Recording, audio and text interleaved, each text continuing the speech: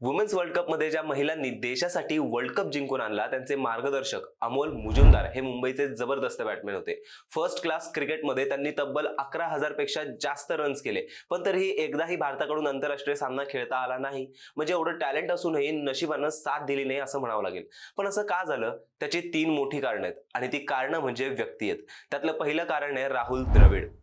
अमोल यांच्या काळात राहुल द्रविड सारख्या जबरदस्त बॅटर आधीच टीम मध्ये होता। दोघं जवळपास एकाच पोझिशनसाठी योग्य होते, त्यामुळे निवडणकर्त्यांनी द्रविडवर विश्वास ठेवला। दुसरा व्यक्ती होता सौरव गांगुली।